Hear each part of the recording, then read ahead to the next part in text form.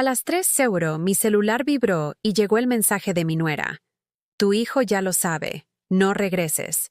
Mi mundo se partió en dos con esas 7 palabras que brillaban en la pantalla como puñales en la oscuridad. Hoy, te voy a contar algo que nunca pensé que contaría. Y si tú, por un segundo, sientes que esto te suena familiar, solo te pido que dejes un like y te suscribas. Me va a ayudar a seguir desahogándome. Mi nombre es Carmen Beatriz Morales. Tengo 64 años, y durante 4 décadas fui todo para todos. Madre abnegada, esposa devota, abuela entregada, enfermera sin sueldo, cocinera incansable y el sostén silencioso de una familia que creí que me amaba. Vivo en un pequeño departamento en la colonia Roma Norte de Ciudad de México, donde el ruido del tráfico se mezcla con el aroma a tortillas recién hechas que sube desde la tortillería de la esquina. Era martes por la madrugada, cuando mi vida se desplomó como un edificio viejo en temblor. El celular, un modelo sencillo que Diego, mi hijo mayor, me había regalado para emergencias, vibró sobre la mesita de noche con esa insistencia molesta que solo tienen las malas noticias. Mis manos temblorosas, marcadas por las venas azules que dibujan mapas de años trabajados, tantearon en la oscuridad hasta encontrarlo. Tu hijo ya lo sabe. No regreses. Mónica. Leí el mensaje una vez, 2 veces, 3 veces. Las letras se difuminaban entre las lágrimas que empezaron a brotar sin permiso. Mónica, mi nuera, la mujer que había acogido en mi casa como a una hija cuando se casó con Diego hace 12 años. La misma que me pidió que cuidara a sus gemelos mientras ella buscaba trabajo. Un trabajo que nunca llegó, pero que yo seguí esperando mientras criaba a sus hijos como si fueran míos. Mi departamento, de 2 recámaras con paredes delgadas que dejan filtrar las conversaciones de los vecinos, se llenó de un silencio tan denso que podía cortarse con cuchillo. Las cortinas de flores descoloridas que yo misma había cosido hace 15 años se mecían suavemente con la brisa nocturna que entraba por la ventana mal cerrada. En la pared, las fotografías enmarcadas de mis 3 hijos sonreían desde momentos más felices. Diego en su graduación de la preparatoria, Alejandra en su boda hace 8 años, y Ricardo el día que abrió su taller mecánico. Llamé a Diego inmediatamente. 1 vez, 2 veces, 10 veces. El teléfono sonaba y sonaba, pero nadie contestaba. Hasta que al final, cuando ya había perdido la cuenta, alguien sí respondió. Ella. Carmen, no llames más. No vengas mañana. Diego está de acuerdo. Su voz sonaba diferente, fría, como si estuviera hablando con una desconocida y no con la mujer que había parido en el quirófano cuando los gemelos nacieron prematuros, que se había quedado despierta 3 noches seguidas cuando tuvieron neumonía, que había vendido sus aretes de oro, los únicos que me quedaban de mi madre, para pagar sus uniformes escolares. ¿De acuerdo con qué, Mónica? Mi voz se quebró como cristal viejo. Es mi casa también. Yo la pagué durante 20 años. No, señora. Usted solo dormía ahí, y ya no hay lugar para usted. No nos conviene que esté aquí. ¿Cómo que no les conviene? Soy la madre de Diego. Soy la abuela de Santiago y Mateo. Era. Ahora es solo una carga. Una boca más que alimentar que ya no podemos sostener. Que tenga suerte. El tono. Esa frialdad que se metía por el auricular como una corriente helada. Esa forma despiadada de arrancarme de la vida que yo misma les había construido ladrillo a ladrillo, sacrificio a sacrificio. Colgó. Me quedé ahí, sentada en la orilla de mi cama individual con el colchón hundido por tantos años de uso, con el teléfono todavía pegado a la oreja, como si esperara que alguien volviera a hablar, que me dijera que todo había sido una broma cruel, una pesadilla de madrugada. Pero el silencio era real, la traición era real, el abandono era real. Mi mente voló hacia 3 días atrás, cuando Mónica y Diego habían llegado al departamento con los gemelos. Mamá, necesitamos que cuides a los niños esta semana. Mónica tiene entrevistas de trabajo muy importantes. Me había dicho Diego mientras evitaba mi mirada. Los niños, de apenas 8 años, se aferraron a mis piernas como siempre hacían, con esa confianza ciega que solo los nietos pueden tener hacia sus abuelas. Abuela Carmen, ¿Nos vas a hacer quesadillas de flor de calabaza? Me había preguntado Santiago, el más inquieto de los dos. Y tortitas de papa, había agregado Mateo, más tímido pero igualmente cariñoso. Los había cargado, había besado sus frentes que olían a champú de manzanilla, y había prometido que sí, que les haría todo lo que quisieran. Pero ahora entendía, no habían venido por amor, habían venido a despedirse sin decírmelo, habían venido a tomar lo último que podían arrancarme, un abrazo final antes de cerrar la puerta para siempre. Las lágrimas rodaron por mis mejillas arrugadas, marcadas por 64 años de sonrisas forzadas y preocupaciones reales. En el buró, junto al teléfono, estaba la foto que más me dolía mirar. Diego, Mónica y los gemelos en las pirámides de Teotihuacán el año pasado. Yo había pagado ese viaje. Yo había empacado las tortas. Yo había cargado las mochilas. Pero en la foto, yo no aparecía. Como siempre, yo era la que tomaba las fotografías de la felicidad ajena. Esa madrugada, mientras las sirenas de las ambulancias atravesaban las calles vacías de la ciudad y los primeros vendedores comenzaban a instalar sus puestos en el mercado de San Juan, algo se rompió dentro de mí. No fue mi corazón, porque eso hubiera sido demasiado limpio, demasiado dramático. Fue algo más profundo y más silencioso. Fue la fe que tenía en que el amor incondicional siempre es correspondido. Fue la certeza de que los sacrificios de una madre siempre son valorados. Fue la esperanza de que la sangre realmente pesa más que la ingratitud. Y mientras amanecía sobre una ciudad que no sabía de mi dolor, yo empecé a entender que durante 40 años había estado viviendo una mentira hermosa. Creía que era indispensable, cuando en realidad solo era conveniente. Los días siguientes fueron como caminar por un desierto emocional, donde cada recuerdo era un espejismo que me torturaba. Me quedé en mi departamento, incapaz de salir, incapaz de comer, incapaz de entender cómo había llegado a este punto sin darme cuenta. Las paredes parecían cerrarse sobre mí, susurrándome historias de todo lo que había dado y nunca recuperé. Empecé a recordar, a revisar cada sacrificio como quien cuenta monedas en una alcancía rota. Cuando Diego tenía 15 años y quería estudiar en una preparatoria privada porque todos sus amigos iban ahí, trabajé dobles turnos en la fábrica textil durante 6 meses. Mis manos se llenaron de cortadas por las máquinas. Mis pies se hincharon de estar parada 12 horas seguidas, pero logré juntar la colegiatura. Gracias, Ma. Eres la mejor, me había dicho mientras yo le planchaba el uniforme nuevo que costaba más que mi renta mensual. Cuando Alejandra se casó, vendí el anillo de matrimonio que mi difunto esposo Miguel me había dado. Era lo único de valor que me quedaba, pero mi hija necesitaba una boda perfecta en el Salón Montecarlo de la Colonia Condesa. Mamá, solo me voy a casar una vez, me suplicó con lágrimas en los ojos. Yo, que nunca había tenido una boda elegante, que me casé por civil en un juzgado con un vestido prestado, accedí sin chistar. La boda fue hermosa. Las fotos quedaron preciosas. Pero en el discurso de agradecimiento, Alejandra solo mencionó a su suegra, que había aportado las flores. Y Ricardo, mi bebé, mi último hijo. Cuando abrió su taller mecánico, hipotequé el departamento para darle el enganche. Es una inversión segura, Ma. En 5 años te devuelvo todo con intereses. Me prometió mientras firmaba los papeles con la sonrisa que heredó de su padre. 5 años después, el taller quebró. El dinero nunca regresó. Pero Ricardo sí regresó, con su esposa Patricia y sus 2 hijos, pidiendo que los dejara vivir en mi casa solo hasta que nos acomodemos. Se quedaron 3 años. Nunca pagaron un peso de servicios. Me levanté de la cama y fui a la cocina, donde todo me recordaba a ellos. La licuadora que compré para hacerles smoothies a los gemelos.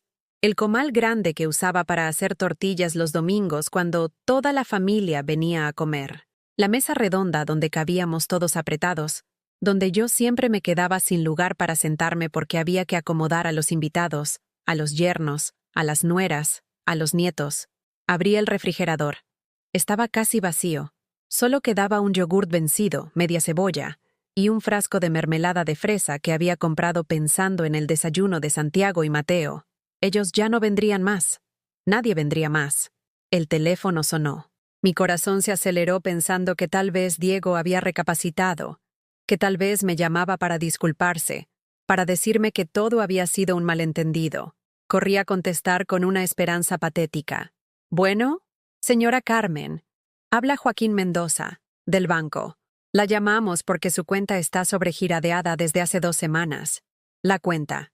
La cuenta donde depositan mi pensión miserable del Seguro Social, los 2,000 pesos mensuales que son todo lo que tengo después de trabajar 30 años en la fábrica, sin poder cotizar lo suficiente para una pensión digna. No entiendo, señor. Yo no he gastado nada. Según nuestros registros, se realizaron varios retiros automáticos autorizados por usted. ¿Conoce a un tal Diego Morales? El mundo se me vino abajo otra vez. Diego tenía acceso a mi cuenta desde que me operaron de la vesícula hace 2 años. Para emergencias, ma. Para que no tengas que andar cargando dinero en efectivo. Me había dicho mientras yo, todavía atontada por la anestesia, firmaba los papeles que él me ponía enfrente. Sí, es mi hijo. Pues su hijo retiró 1,500 pesos la semana pasada y 1,800 esta semana. Su cuenta tiene un saldo negativo de 120 pesos.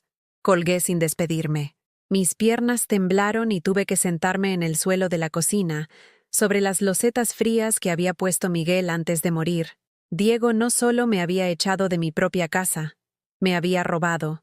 Mi propio hijo, al que parí con dolores que pensé me matarían, al que cuidé cuando tuvo sarampión, al que defendí cuando todos decían que no serviría para nada, me había robado los últimos pesos que me quedaban. Pensé en llamar a Alejandra. Tal vez ella no sabía nada. Tal vez podía ayudarme. Marqué su número con dedos temblorosos. ¿Mamá? Su voz sonaba molesta, como si la hubiera despertado, aunque eran las 3 de la tarde. Hija, necesito contarte algo muy grave. Ay, mamá, no tengo tiempo ahorita. Estoy en el salón de belleza. Andrea se va a casar y todas las amigas nos estamos arreglando para su despedida de soltera. ¿Puede ser después? Alejandra, Diego me echó de la casa y me robó el dinero de mi pensión. ¿Cómo que te echó? Mamá, no exageres. Seguramente hubo un malentendido. No es un malentendido. Mónica me dijo que ya no había lugar para mí. Un silencio largo, muy largo. Cuando Alejandra volvió a hablar, su voz había cambiado. Sonaba distante, incómoda. Mamá, mira, nosotros ya sabíamos que esto podía pasar. ¿Ustedes ya sabían? Diego nos había comentado que ya no podían mantenerte, que necesitaban el espacio para ellos. Y la verdad, pues ya estás grande, mamá. Ya no puedes estar cuidando niños todo el día. Pero si yo nunca les pedí que me mantuvieran. Yo tengo mi pensión. Yo pagué esa casa. Ay, mamá, esa casa ya no es tuya. Diego la puso a su nombre hace años cuando la refinanciaste para el taller de Ricardo. ¿Ya se te olvidó? No se me había olvidado. Pero pensé que era solo un trámite legal. Pensé que mi hijo jamás me dejaría sin hogar. Pensé que la sangre de mi sangre jamás me traicionaría así. Alejandra, soy tu madre, y te queremos mucho, mamá. Pero ya no podemos estar todos cargando contigo. Ya cada quien tiene su vida, sus problemas. No podemos ser responsables de ti para siempre. ¿Cargar conmigo? ¿Responsables de mí? Mamá, no te pongas así. Busca un asilo bonito o una casita más pequeña. Con tu pensión seguramente alcanza. Y nosotros te visitamos los domingos. Un asilo. Querían meterme en un asilo como si fuera un mueble viejo que ya no tiene lugar en la sala. Yo, que los crié sola después de que su padre murió. Yo, que nunca me volví a casar para no traumatizarlos con un padrastro. Yo, que nunca tuve una vida propia porque mi vida eran ellos. Alejandra, tengo que colgar, mamá. Ya llegó la limo. Hablamos después. Colgó. Me quedé ahí, en el suelo de mi cocina, rodeada de los fantasmas de miles de comidas preparadas con amor para personas que ahora me veían como un estorbo. Las lágrimas ya no salían. El dolor era tan profundo que había traspasado la capacidad de llorar, y se había vuelto algo físico, algo que me apretaba el pecho y me dificultaba respirar.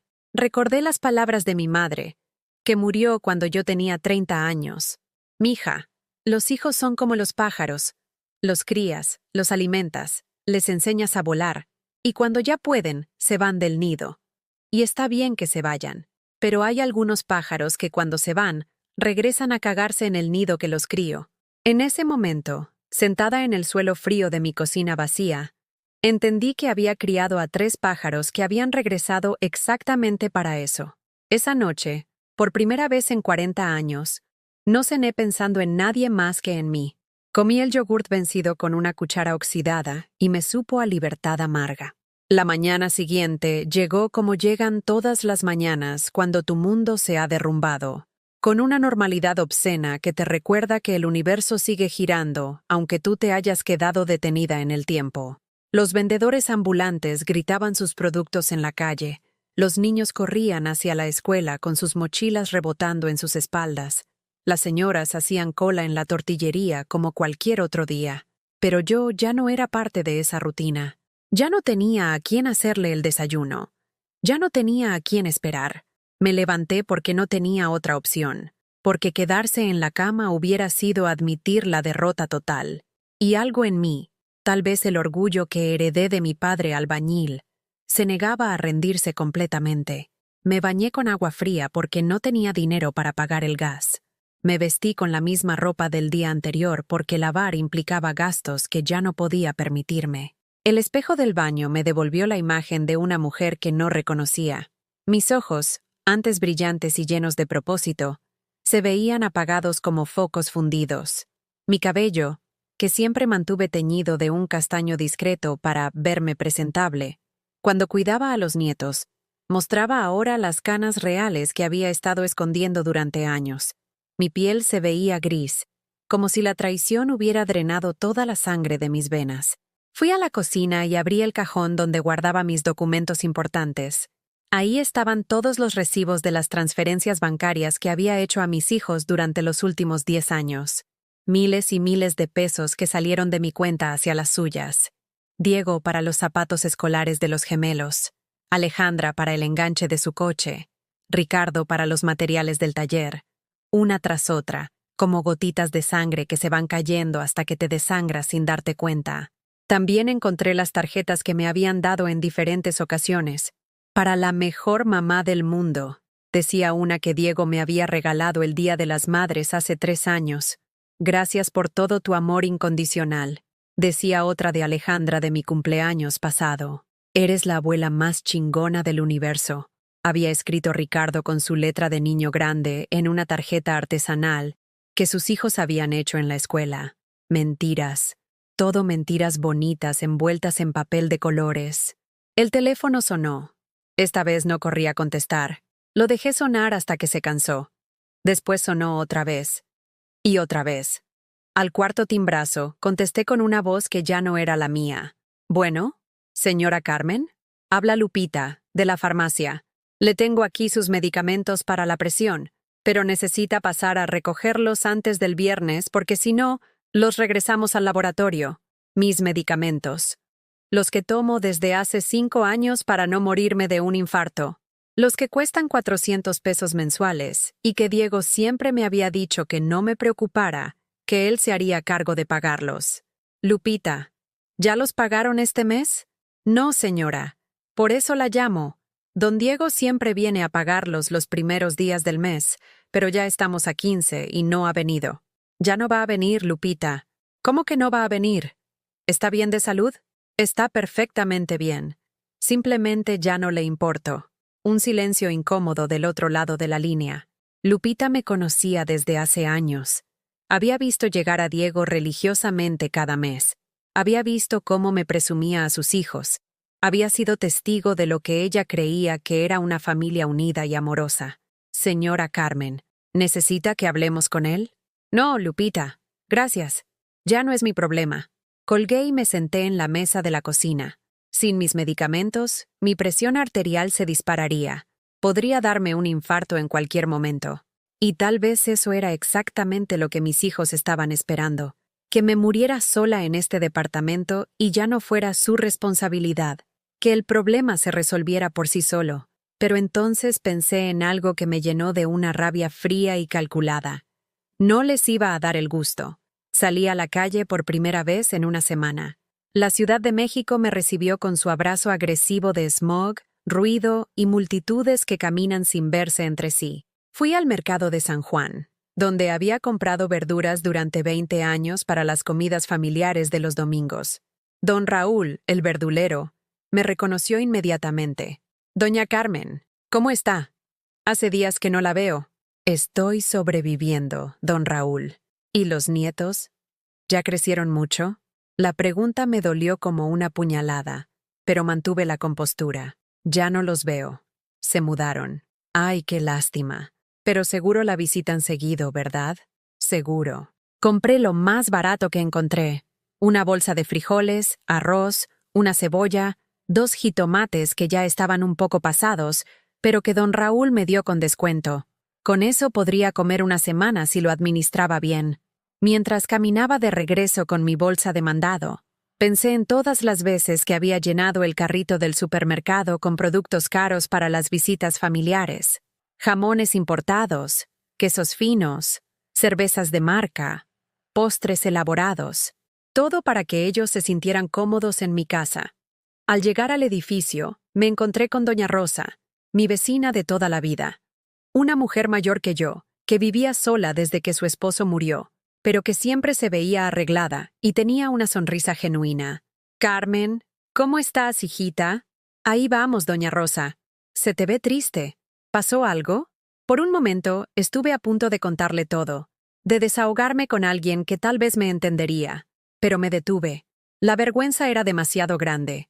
¿Cómo le explicas a alguien que tus propios hijos te abandonaron como a un perro? ¿Cómo admites que fuiste tan tonta que no viste venir esta traición? «No, solo estoy un poco cansada». «Pues si necesitas algo, ya sabes dónde estoy». A veces una plática con una taza de café hace milagros. «Gracias, doña Rosa». Subí las escaleras hasta mi departamento con las piernas pesadas, no solo por el esfuerzo físico, sino por el peso emocional de fingir que todo estaba bien cuando todo estaba destruido. Al abrir la puerta, el silencio me golpeó otra vez. Ese silencio que antes llenaba con la voz de los gemelos preguntando por sus galletas, con las conversaciones telefónicas de Mónica planeando las cenas familiares, con el ruido de la televisión que Diego ponía muy alto porque así se oye mejor el fútbol. Ahora solo había silencio. Y en ese silencio, empecé a escuchar algo que llevaba años ignorando. Mi propia voz interior gritándome que esto no estaba bien, que nunca había estado bien, que una familia de verdad no te abandona cuando más los necesitas, que el amor verdadero no viene con condiciones ni se retira cuando ya no eres útil. Esa tarde, mientras cocinaba frijoles con la cebolla y los jitomates, recordé algo que mi abuela me había dicho cuando era niña. «Mija, hay 2 tipos de personas en este mundo, las que dan porque tienen buen corazón y las que toman porque no tienen corazón. El problema es que las primeras siempre confunden a las segundas con gente como ellas». Me senté a comer mi cena humilde en la mesa donde antes cabían 8 personas. Comí despacio, masticando cada bocado como si fuera un acto de resistencia, como si cada cucharada fuera una declaración de que seguía viva, que seguía luchando, que no me iba a rendir tan fácilmente. Y mientras comía, algo comenzó a cambiar dentro de mí. No era esperanza todavía, era algo más primitivo, más feroz. Era la comprensión de que había pasado 64 años viviendo para otros, y que tal vez, solo tal vez, había llegado el momento de vivir para mí. Por primera vez en semanas, terminé toda la comida en mi plato, no porque tuviera hambre, sino porque finalmente entendí que tenía que alimentar a la única persona que nunca me había abandonado, a mí misma. 2 semanas después de la llamada que cambió mi vida para siempre, cuando ya había aprendido a vivir con los frijoles como mi único lujo y el silencio como mi única compañía, llegó una sorpresa que no esperaba. El timbre del portón sonó un domingo por la tarde, mientras yo remendaba una blusa que se me había descosido del hombro. Era un sonido que ya no me emocionaba porque había aprendido que las visitas inesperadas rara vez traen buenas noticias. Abrí la ventana para ver quién era, y mi corazón dio un vuelco. Ahí estaba Mateo, uno de los gemelos, con su mochila escolar cargada al hombro y lágrimas corriendo por sus mejillas regordetas. Estaba solo, sin su hermano, sin sus padres, parado en la entrada de mi edificio como un niño perdido en el metro. Bajé las escaleras más rápido de lo que mis rodillas artríticas me permitían normalmente. Lo abracé con tanta fuerza que probablemente le corté la respiración, pero no me importó. Por primera vez en semanas, alguien que me quería había venido a buscarme. Abuela Carmen, ¿por qué ya no vienes a casa? Me preguntó con esa voz de niño de 8 años que todavía cree que los adultos siempre dicen la verdad. Papá dice que estás enojada con nosotros y por eso ya no vienes. Me agaché para quedar a su altura y le sequé las lágrimas con mis manos temblorosas. ¿Cómo le explicas a un niño que sus padres son unos desgraciados? ¿Cómo le dices que te corrieron de tu propia casa sin destrozarle la imagen que tiene de su familia? No estoy enojada contigo, mi amor. Nunca podría estar enojada contigo. Entonces, ¿por qué no vienes? Santiago llora todas las noches. Dice que tú eras la única que nos hacía quesadillas como nos gustan, sin cebolla. Mamá siempre les pone cebolla aunque le decimos que no nos gusta. Cada palabra de ese niño era una puñalada directa al alma. Subimos a mi departamento y le preparé un vaso de agua de Jamaica que tenía guardado desde quién sabe cuándo. Se sentó en mi sofá desgastado, columpiando las piernas como hacía siempre. Y por un momento mi casa volvió a sentirse como un hogar. Abuela, ¿te puedo contar un secreto? Claro que sí, mi cielo. Papá y mamá hablan de ti en las noches cuando creen que estamos dormidos. Dicen cosas feas. ¿Qué tipo de cosas? Dicen que ya no te necesitan para cuidarnos porque encontraron una guardería más barata. Y mamá dice que ahora pueden usar tu cuarto para hacer un estudio para que papá trabaje desde la casa. Mi cuarto. El cuarto donde había dormido durante 12 años. El cuarto donde había velado a los gemelos cuando tenían fiebre. El cuarto desde donde escuchaba sus risas por las mañanas y sus pesadillas por las noches. Ya lo habían convertido en una oficina. Ya habían borrado todo rastro de mi existencia en esa casa. También dicen que eres muy dramática y que estás fingiendo estar triste para que regresemos por ti. Dramática. Fingiendo estar triste. Como si el dolor de una madre abandonada fuera una actuación para manipular a los mismos hijos que la traicionaron. Abuela, ¿es verdad que ya no nos quieres? Mateo, escúchame bien. Le tomé las manitas tibias entre las mías. Yo los voy a querer toda la vida, hasta el último día que respire en este mundo. Nunca olviden eso. Entonces, ¿por qué no vienes a casa? Porque ya no es mi casa, mi amor. Porque tu papá y tu mamá decidieron que ya no había lugar para mí ahí. No entendía. Era demasiado pequeño para entender que los adultos a veces son crueles por conveniencia, que el amor tiene límites cuando chocha con el egoísmo, que las familias a veces se rompen no por peleas grandes, sino por acumulación de pequeños desprecios. El niño se quedó conmigo 2 horas. Me contó que en la escuela había dibujado una familia y que había puesto a su abuela Carmen en el centro, más grande que todos los demás, porque eres la persona más importante de nuestra familia. Me enseñó la tarea de matemáticas que no había podido hacer porque nadie en su casa sabía explicarle las fracciones como yo lo hacía, con galletas partidas a la mitad. Cuando llegó la hora de que se fuera, porque ya oscurecía y sus padres empezarían a buscarlo, me abrazó con la desesperación de quien sabe que está viviendo un adiós disfrazado de «hasta luego». Abuela, vas a estar bien solita. Voy a estar bien, mi cielo. Los adultos somos fuertes. ¿Me prometes que no te vas a morir de tristeza? La pregunta me partió en 2. Este niño de 8 años estaba preocupado por algo que sus propios padres habían causado y les importaba un carajo. Te prometo que no me voy a morir de tristeza. Lo acompañé hasta la parada del camión y le di los últimos 20 pesos que tenía para su pasaje. Lo vi subirse al microbús azul que lo llevaría de regreso a una casa que había sido nuestra y que ahora era solo suya, a una familia que me había borrado del mapa como si nunca hubiera existido. Esa noche, por primera vez desde que todo había empezado, llamé a Ricardo, mi hijo menor, el que siempre había sido más cariñoso, el que me decía «mamita» hasta que se casó con Patricia. Si alguien podía entender mi dolor, tenía que ser él. «¿Mamá? ¿Qué pasó? ¿Por qué me llamas tan tarde?» «Ricardo, necesito hablar contigo. Diego me echó de la casa y...» «Ay, mamá, ya sabía. Diego me contó todo». «¿Te contó todo? ¿Te contó que me robó el dinero de mi pensión? ¿Te contó que me corrió sin explicaciones? Mamá, no seas exagerada. Diego me dijo que tuvieron una discusión y que tú te fuiste muy enojada. Que están esperando a que se te baje el coraje para que regreses. Eso es mentira. Mónica me dijo que ya no había lugar para mí. Mamá, tú siempre has sido muy intensa. A lo mejor malinterpretaste lo que te dijeron. Intensa. Exagerada. Malinterpreté. Las mismas palabras que habían usado toda la vida para minimizar mis sentimientos, para hacerme sentir que mis emociones eran un defecto, que mi dolor era injustificado. Ricardo, soy tu madre.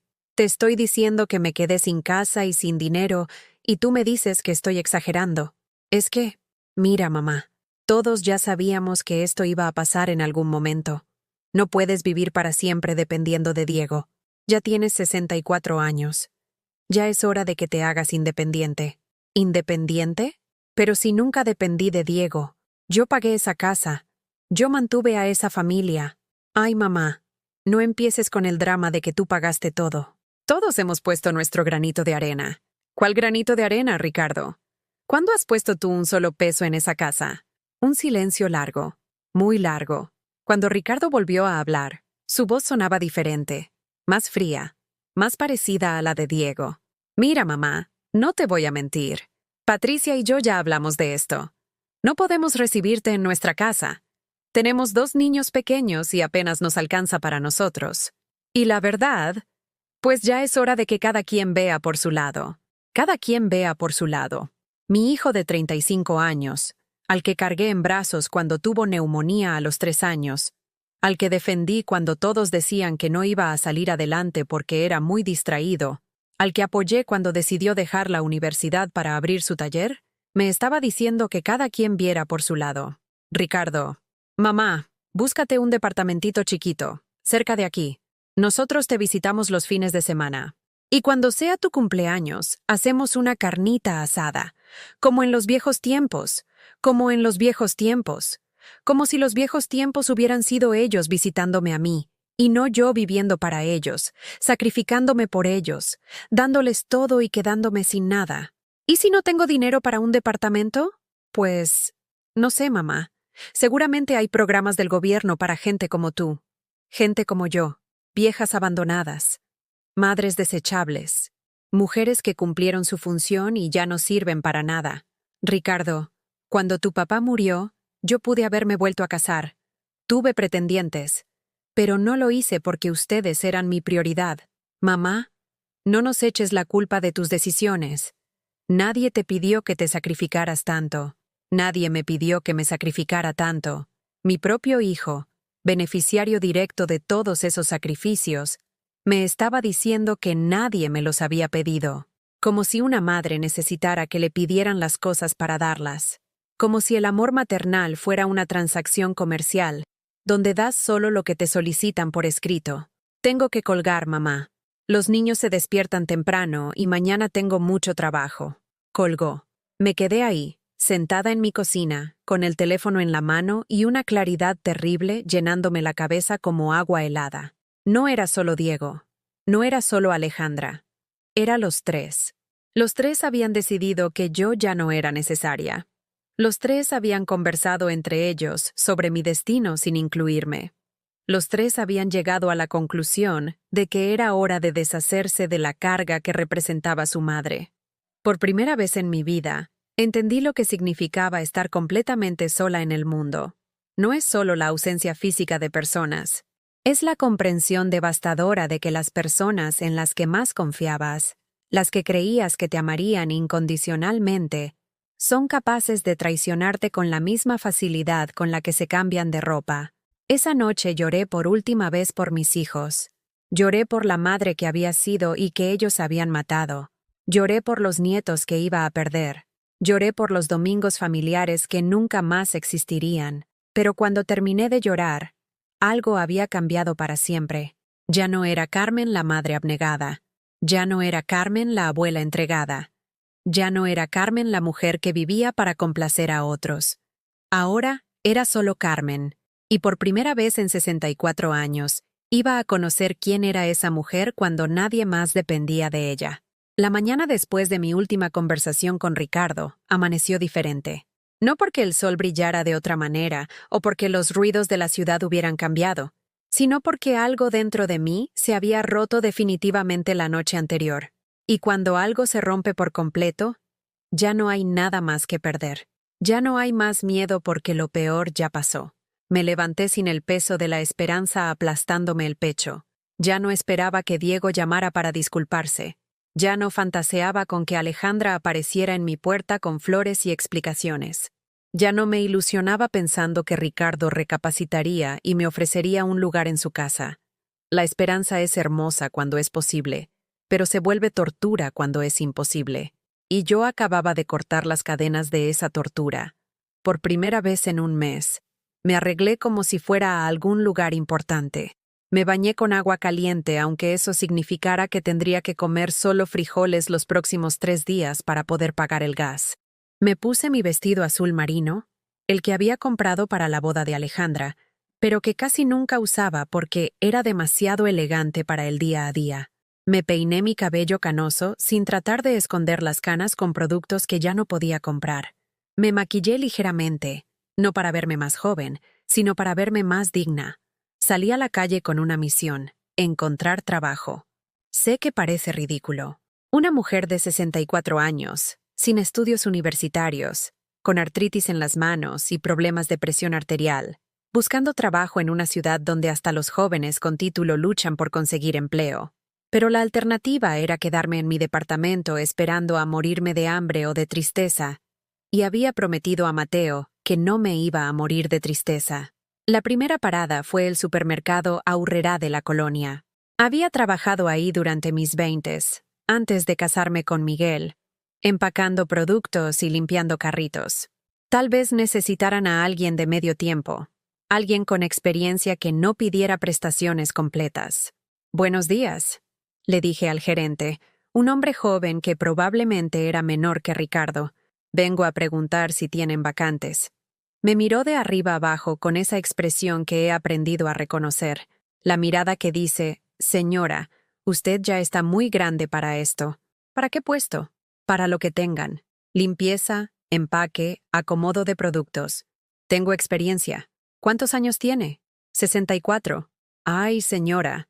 Nosotros manejamos horarios muy pesados, turnos de 8 horas, trabajo de fin de semana.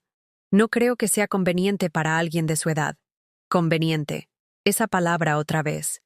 La misma que había usado Mónica cuando me corrió de mi casa. Aparentemente, mi edad ya no era conveniente para nadie. Puedo trabajar de pie 8 horas. Lo hice durante años. Además, necesitamos gente que pueda cargar cajas pesadas, hacer inventarios nocturnos. Es trabajo físico demandante. Joven. Yo crié 3 hijos trabajando dobles turnos en una fábrica textil. Sé lo que es el trabajo físico demandante, pero ya había decidido que no. Lo vi en sus ojos. Para él, yo no era una mujer con experiencia y necesidad de trabajo. Era una viejita que no entendía que su tiempo ya había pasado. Le voy a ser honesto, señora. La empresa prefiere contratar gente más joven. Es política de la empresa. Política de la empresa. Como si la experiencia, la responsabilidad y la desesperación fueran menos valiosas que la juventud. Salí de ahí y caminé hacia la avenida Insurgentes. Entré a una cafetería que había abierto recientemente, con decoración moderna y meseras jovencitas vestidas de negro que parecían modelos de revista. «Disculpe», le dije a una de ellas. «¿Puedo hablar con el encargado?» «¿Para qué?» «Quiero saber si necesitan personal». Me miró como si le hubiera preguntado si necesitaban un dinosaurio para el turno de la noche. No creo. Pero puedo preguntarle a mi manager». El manager resultó ser un muchacho de unos 25 años, con barba perfectamente arreglada y camisa de diseñador. Me recibió con una sonrisa profesional que no llegaba a sus ojos. «Buenos días. ¿En qué la puedo ayudar?» «Busco trabajo. Puedo limpiar mesas, lavar platos, atender clientes». «¿Tiene experiencia en servicio al cliente?» 40 años cuidando a una familia completa. Si eso no es servicio al cliente, no sé qué sea».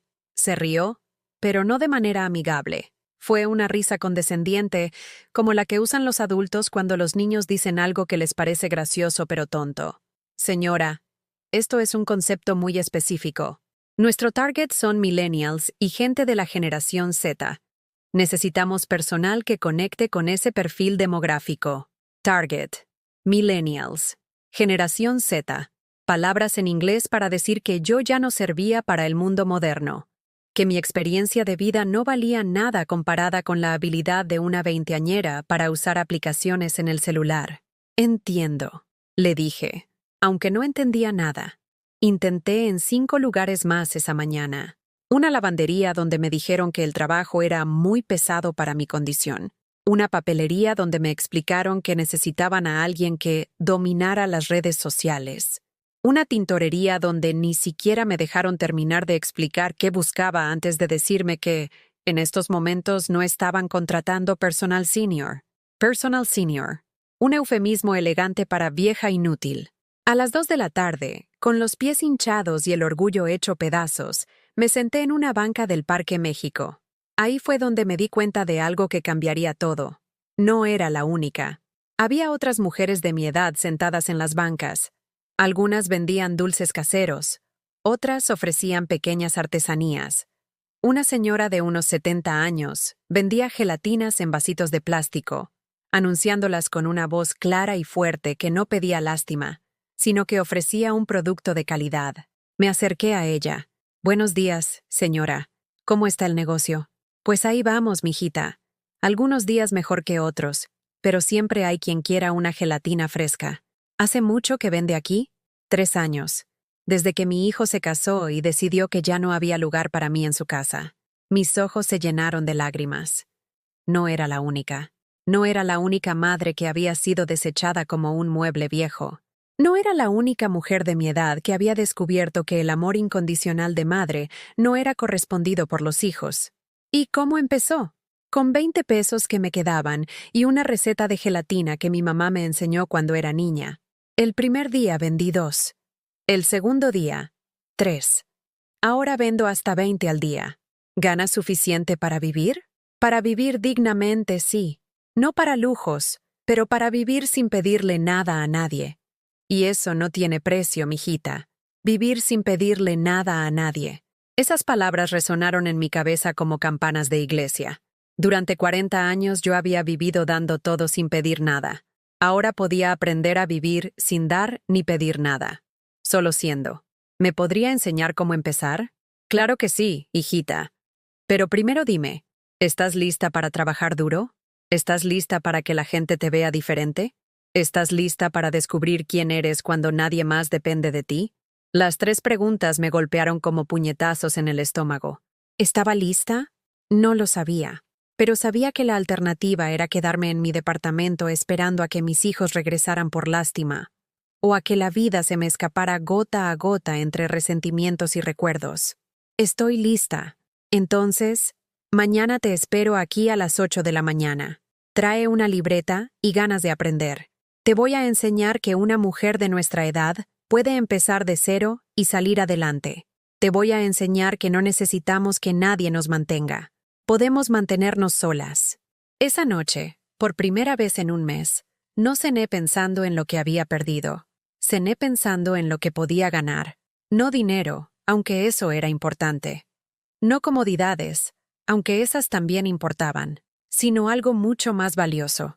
La posibilidad de descubrir quién era Carmen Morales cuando no era la madre de nadie, cuando no era la abuela de nadie, cuando no era la esposa de nadie. Cuando solo era Carmen. Me acosté temprano porque al día siguiente empezaría mi nueva vida. Una vida que tal vez no sería cómoda o fácil, pero que sería mía. Completamente mía. Por primera vez en 64 años, iba a trabajar para mí. Iba a vivir para mí. Iba a respirar para mí. Y mientras me quedaba dormida, por primera vez en semanas, sonreí. No fue una sonrisa de felicidad, porque aún estaba muy lejos de ser feliz. Fue una sonrisa de posibilidad. La sonrisa de una mujer que acababa de darse cuenta de que cuando pierdes todo lo que creías que necesitabas, finalmente puedes encontrar todo lo que realmente necesitas. Y lo que realmente necesitaba era muy simple. Necesitaba respetarme a mí misma. Necesitaba valorarme a mí misma. Necesitaba cuidarme a mí misma. Necesitaba ser mi propia hija, mi propia madre, mi propia familia. Mañana empezaría a hacerlo.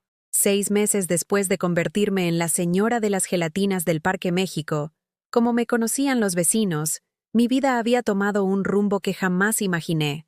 Doña Esperanza, la mujer que me enseñó el negocio, tenía razón. No era fácil, pero era mío. Cada peso que ganaba venía de mi esfuerzo. Cada cliente satisfecho era mi logro. Cada día que terminaba con dinero en el bolsillo era una victoria personal que nadie podía quitarme.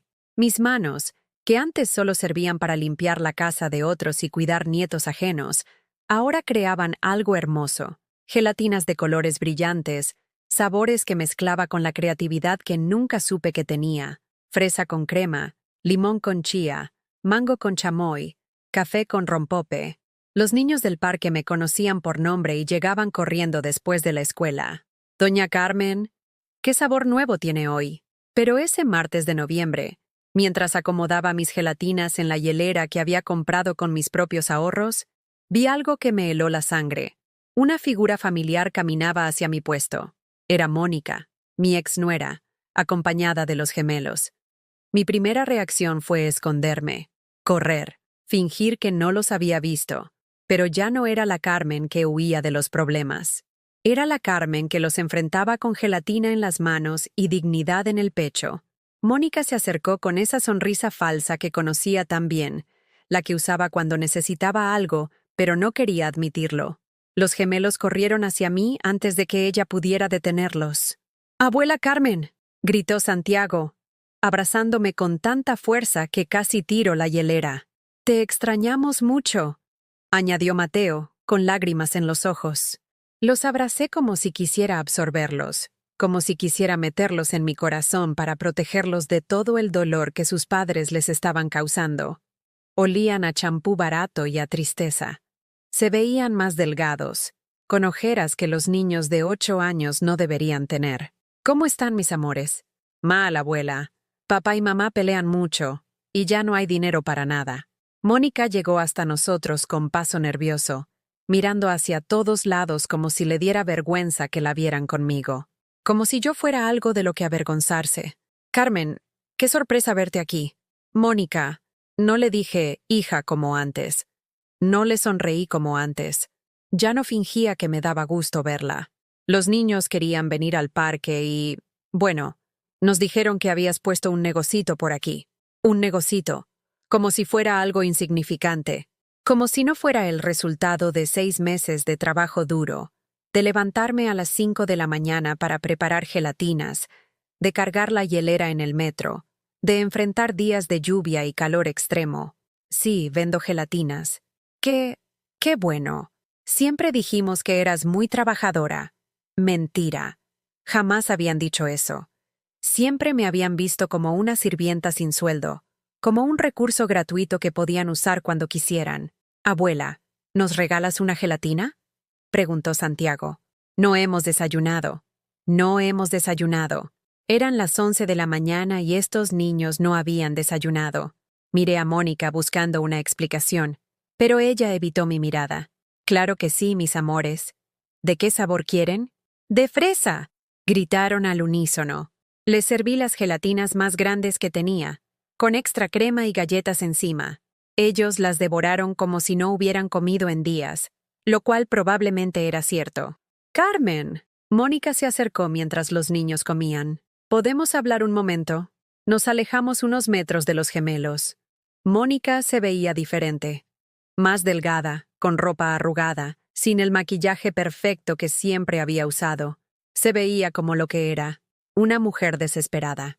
«Mira, sé que las cosas terminaron mal entre nosotros». «¿Terminaron mal?», la interrumpí. «Mónica, me echaste de mi propia casa como a un perro. Me robaron el dinero de mi pensión. Me abandonaron sin explicaciones». Es que no entiendes. Teníamos muchos problemas económicos. Diego perdió el trabajo 2 semanas después de que te fuiste. La empresa quebró. ¿Y eso justifica lo que me hicieron? No, no lo justifica. Pero estábamos desesperados. Pensamos que tal vez era momento de que fueras independiente. Independiente. Otra vez esa palabra, la misma que habían usado para justificar su crueldad. ¿Y ahora qué quieres, Mónica? Se quedó callada durante un largo momento, mirando hacia el suelo como una niña regañada.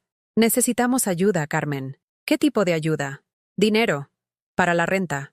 Nos van a desalojar si no pagamos esta semana. La ironía era tan cruel que casi me da risa. La misma mujer que me había dicho que ya no había lugar para mí en su casa, ahora me pedía dinero para no perder esa misma casa. ¿Cuánto necesitan? 5,000 pesos. 5,000 pesos. Exactamente lo que tenía ahorrado después de 6 meses de trabajo. Mi dinero para emergencias. Mi seguridad. Mi futuro. ¿Y por qué crees que yo te los daría? Porque somos familia. Porque los niños te necesitan. Los niños. Siempre los niños. Siempre usando a los nietos como chantaje emocional, como escudos humanos para justificar su egoísmo. Mónica, cuando ustedes me necesitaron, me echaron. Cuando yo necesité ayuda, me abandonaron. ¿Por qué habría de ser diferente ahora? Porque tú eres mejor persona que nosotros, dijo con lágrimas en los ojos. Porque tú sí tienes corazón. Y ahí estaba. La manipulación perfecta. Apelar a mi buen corazón para conseguir lo que querían. Hacerme sentir culpable por tener límites. Por no ser la misma mujer que siempre cedía, que siempre perdonaba, que siempre daba sin recibir. Los niños se van a quedar en la calle, Carmen. ¿Eso es lo que quieres? Lo que yo quiero es que dejen de usarme, le respondí con una calma que me sorprendió. Lo que quiero es que entiendan que no soy su banco personal. Lo que quiero es que me respeten. Te vamos a respetar. Te lo prometo. Si nos ayudas esta vez, todo va a ser diferente. ¿Cómo fue diferente todas las otras veces que me prometieron lo mismo? Mónica se quebró. Empezó a llorar con el llanto desesperado de quien sabe que su última esperanza se está desvaneciendo. Carmen, por favor, no sabemos qué más hacer. Diego está deprimido, no consigue trabajo. Yo no tengo experiencia en nada. Los niños preguntan por qué no pueden ver a su abuela. Los niños pueden verme cuando quieran. Estoy aquí todos los días de 8 a 6, pero el dinero no. ¿En serio no nos vas a ayudar? ¿En serio no los voy a rescatar de las consecuencias de sus propias decisiones? Se secó las lágrimas y su expresión cambió. La máscara de humildad se cayó y apareció la Mónica que conocía. Fría, calculadora, manipuladora. Eres una egoísta, Carmen. Una vieja egoísta que prefiere vender gelatinas antes que ayudar a su propia familia. Soy una mujer que aprendió a valorarse. Algo que ustedes nunca me enseñaron. Los niños van a saber que su abuela los abandonó cuando más la necesitaban. Los niños van a saber que su abuela se respeta a sí misma. Y espero que algún día ellos aprendan a hacer lo mismo. Mónica llamó a los gemelos con voz áspera. Ellos se acercaron confundidos, con las caritas manchadas de gelatina y los ojos llenos de amor hacia mí. Despídanse de su abuela. Ya nos vamos. ¿Por qué ya nos vamos?, preguntó Mateo. Acabamos de llegar. Porque su abuela está muy ocupada con su negocio. Ya no tiene tiempo para nosotros. Era su venganza. Usar a los niños para lastimarme. Hacerlos creer que yo los estaba rechazando cuando en realidad los estaba protegiendo de una vida de chantajes y manipulación. Los abracé fuerte, sabiendo que tal vez pasaría mucho tiempo antes de verlos otra vez. Los amo más que a mi propia vida, les susurré al oído. Nunca lo olviden. ¿Nos vamos a ver pronto, abuela? Algún día, mis amores. Algún día. Los vi alejarse, a Mónica arrastrando a los gemelos que volteaban hacia atrás para despedirse de mí con las manitas. Mi corazón se partió en 1000 pedazos, pero por primera vez en mi vida, no corrí detrás de ellos rogando perdón por defenderme. Esa tarde vendí todas mis gelatinas. Cada peso que gané me recordó que había tomado la decisión correcta. No era egoísmo, era supervivencia emocional. Era aprender, a los 64 años, que amar no significa destruirse por otros. Era aprender que a veces, la forma más valiente de amar es decir que no. 3 días después del encuentro con Mónica, mientras preparaba mis gelatinas de café con rompope en la cocina que ahora olía a canela y vainilla en lugar de tristeza, sonó el timbre de mi departamento. Era temprano, apenas las 6 de la mañana, y nadie me visitaba a esa hora. Mi primera reacción fue de pánico. ¿Habría pasado algo a los gemelos? ¿Estaría Diego ebrio afuera, ¿Listo para reclamarme por no haber ayudado a su familia? Abrí la puerta con precaución y me encontré con algo que no esperaba. Una mujer joven, de unos 30 años, con uniforme de trabajo social del DIF y una carpeta en las manos. Buenos días, señora Carmen Morales. Soy la licenciada Patricia Vázquez, del Sistema Nacional DEF. ¿Podemos hablar? Mi corazón se aceleró. Solo hay una razón por la que el DIF toca tu puerta. Alguien te denunció por algo relacionado con menores de edad. Claro, pase. Se sentó en mi sofá desgastado y abrió su carpeta con la seriedad de quien tiene que entregar malas noticias. Señora Morales, recibimos una denuncia por presunto abandono de menores. Específicamente, nos reportaron que usted es la abuela de Santiago y Mateo Morales, de 8 años, y que se ha negado a proporcionar ayuda económica para su manutención, poniendo en riesgo su bienestar. Sentí como si me hubieran dado una cachetada. Mónica no solo había usado a los niños para chantajearme emocionalmente, ahora los estaba usando para atacarme legalmente. Licenciada, creo que hay un malentendido muy grande. Por favor, explíqueme su versión de los hechos. Le conté todo, desde el mensaje de las 3 de la mañana hasta el encuentro en el parque. Le expliqué cómo me habían echado de mi propia casa, cómo me habían robado mi pensión, cómo me habían abandonado sin explicaciones. Le mostré los comprobantes de las transferencias que había hecho durante años, las fotos de los gemelos en mi casa, incluso los recibos de las cosas que había comprado para ellos. La licenciada Vázquez tomaba notas con expresión cada vez más seria. Señora Morales, entiendo su situación, pero debo ser clara con usted. Según la ley, los abuelos tienen responsabilidades legales hacia sus nietos cuando los padres no pueden sostenerlos económicamente. Aunque esos mismos padres me hayan echado de mi casa y me hayan robado, la ley no hace esas distinciones emocionales, solo ve el bienestar de los menores. ¿Y mi bienestar? ¿Quién vela por el bienestar de una mujer de 64 años que fue abandonada por su propia familia? La trabajadora social cerró su carpeta y me miró con una expresión más humana. Señora Carmen, voy a ser honesta con usted. He revisado el expediente completo. Esta no es la primera vez que la familia Morales García solicita ayuda del DIF. Han estado reportando crisis económicas durante los últimos 2 años. Y en cada reporte, mencionan que tienen una abuela que no quiere ayudar. ¿Qué significa eso? Significa que han estado usando la imagen de una abuela egoísta para justificar sus propias fallas como proveedores. Pero también significa que necesito hacer una evaluación completa de la situación. Durante las siguientes 2 horas, la licenciada Vázquez revisó cada detalle de mi vida. Mis ingresos como vendedora de gelatinas, mi departamento modesto pero limpio, mi situación de salud, mis gastos básicos. También revisó mi historia como abuela, las fotos, los recibos, los testimonios de vecinos que confirmaron cómo había cuidado a los gemelos durante años. Señora Carmen, voy a programar una visita domiciliaria a la casa de sus nietos para evaluar las condiciones reales en las que viven. Mientras tanto, usted no está obligada a proporcionar ayuda económica inmediata. ¿Y después qué pasa? Después tomaré una decisión basada en lo que sea mejor para los niños. Y le voy a decir algo que no debería decirle.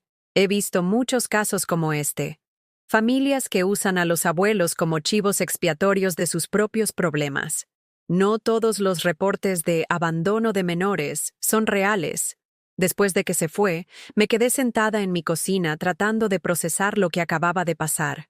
Mis propios hijos me habían denunciado criminalmente.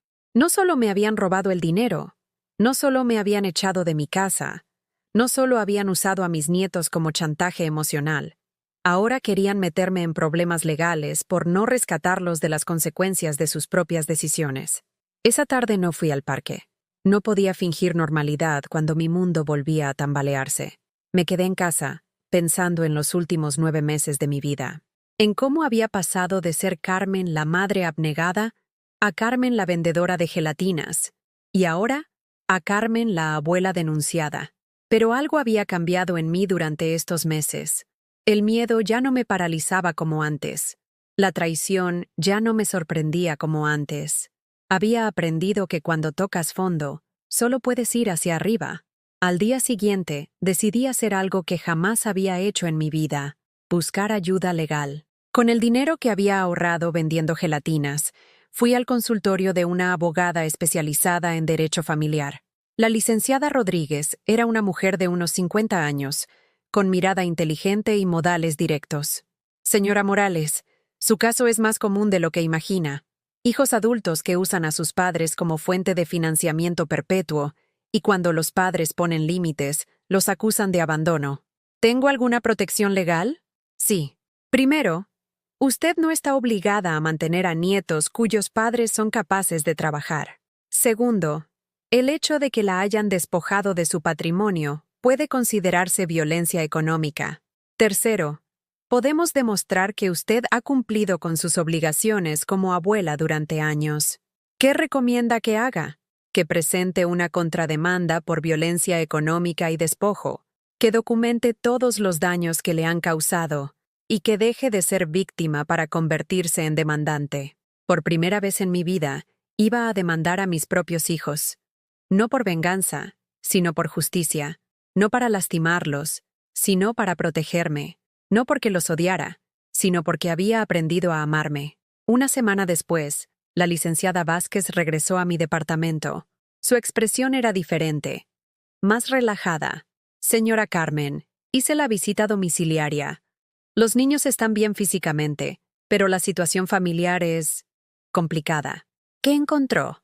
Encontré a un padre deprimido que no busca trabajo activamente, una madre que culpa a todos menos a sí misma por sus problemas, y dos niños que hablan constantemente de su abuela Carmen. Mencionan cómo los cuidaba, cómo les hacía de comer, cómo los hacía sentir seguros.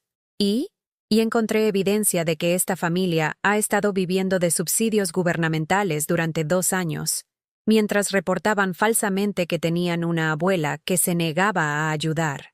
Básicamente, estaban cometiendo fraude usando su imagen. ¿Qué va a pasar con los niños? Los niños se van a quedar con sus padres, pero la familia entra en un programa de seguimiento. Tienen que demostrar que están buscando trabajo activamente y que están proporcionando un ambiente estable. Y la denuncia contra usted queda sin efecto. ¿Puedo ver a mis nietos? Puede solicitar un régimen de visitas supervisadas si lo desea. Pero, señora Carmen, déjeme darle un consejo personal. No todos los abuelos que aman a sus nietos tienen que sacrificar su propia estabilidad por ellos. A veces, el mejor regalo que le puede dar a un niño es enseñarle que las personas se pueden valorar a sí mismas. Esa noche, mientras preparaba gelatinas para el día siguiente, pensé en las palabras de la trabajadora social. Durante años había creído que ser buena abuela significaba dar todo sin límites. Ahora entendía que ser buena abuela significaba enseñar con el ejemplo que las personas merecen respeto, que el amor no justifica el abuso, que los límites sanos son un acto de amor propio. Mis nietos me verían convertida en una mujer fuerte, independiente, que se respetaba a sí misma, no una víctima que se dejaba pisotear por amor, no una mártir que se sacrificaba hasta la muerte, sino una mujer que había aprendido que amar a otros empieza por amarse a uno mismo. Y si algún día ellos necesitaran un ejemplo de cómo levantarse después de caer, cómo reconstruirse después de ser destruido, cómo encontrar dignidad después de ser humillado, recordarían a su abuela Carmen, la mujer que vendía gelatinas en el Parque México y que había convertido su abandono en su liberación. Esa madrugada, por primera vez en meses, soñé con el futuro, en lugar de llorar por el pasado.